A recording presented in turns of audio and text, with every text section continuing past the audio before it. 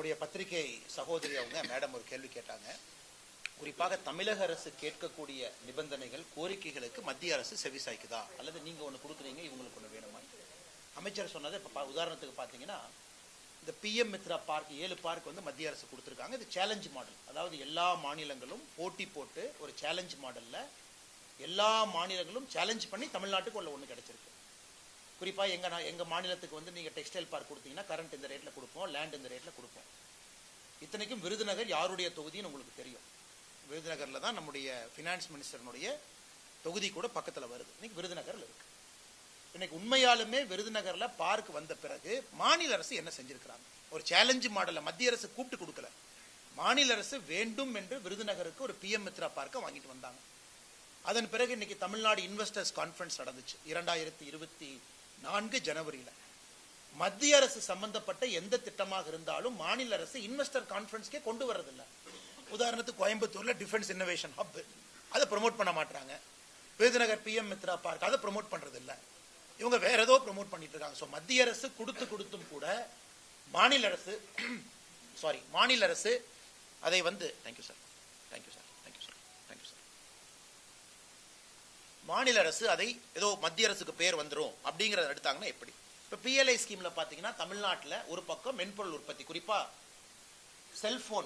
செல்போனுடைய production, cellphone production வந்து எனக்கு ஒரு பக்கம் வந்து மாநில அரசு சொல்றாங்க ஓ செல்போன் ப்ரொடக்ஷன் வருது, புதுசா வந்து சைனா பேஸ் கம்பெனிஸ் எல்லாம் வர்றாங்கன்னா பிஎல்ஐனால மட்டும்தான் வர்றாங்க. ப்ரொடக்ஷன் லிங்க் இன்சென்டிவ்னால மட்டும்தான் இன்னைக்கு ஒசூராக இருக்கட்டும், சென்னை பக்கத்துலயா இருக்கட்டும், பிஎல்ஐனால மட்டும்தான் தமிழகத்தில் செல்போன் மேனுஃபேக்சரிங் வருது. உதாரணத்துக்கு எய்ம்ஸ் மதுரை எடுத்துங்க. எய்ம்ஸ் மதுரை இன்னைக்கு நம்ம சொல்லியிருக்கோம் மத்திய அரசு கொடுக்கப்பட்ட ஒரு திட்டம். ஃபைனலாக அந்த பிரச்சனை எல்லாம் முடிஞ்சு ஜிக்கா பர்மிஷன்லாம் முடிஞ்சு வேலையை ஆரம்பிச்சு 2026 நம்ம கட்டி முடிச்சிருவோம்.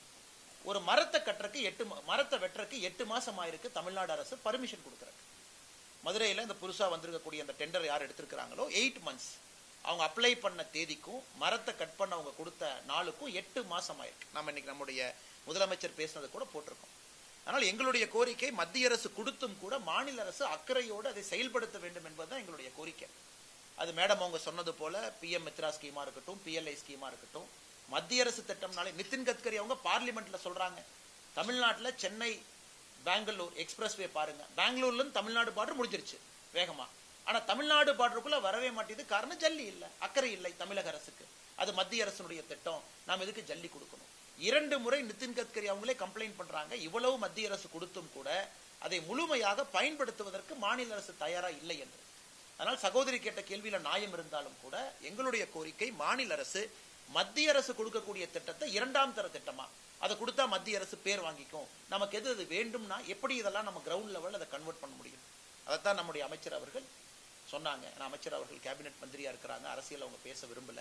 இன்னைக்கு அமைச்சர் அவர்கள் வந்து உங்களுக்கு நம்ம என்ன கொடுத்துருக்கோம் நீங்க கேட்டீங்க. இன்னைக்கு பாத்தீங்கன்னா sir in Tamil Nadu in all districts DMK is doing a protest today sir.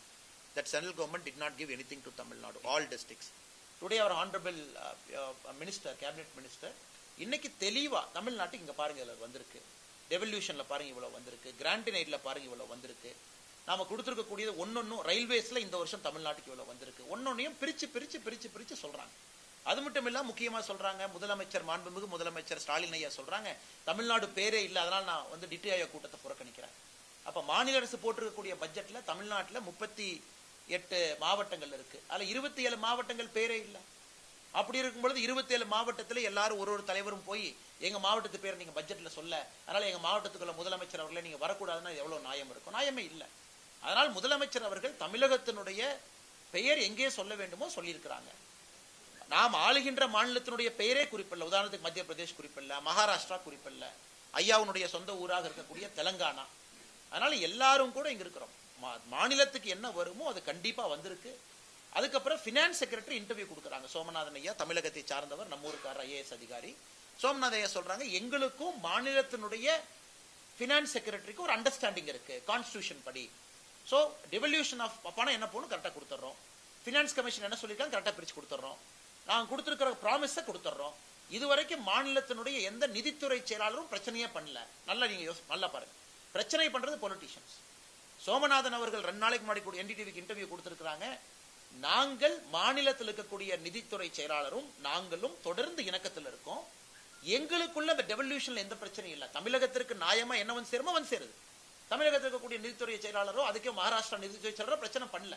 அவர் அரசியல் பேசல, இருந்தாலும் அந்த கருத்துல முக்கியமான கருத்து இது அரசியல் பேசுவதற்காக வேண்டுமென்றே பொய்ய சொல்றாங்க.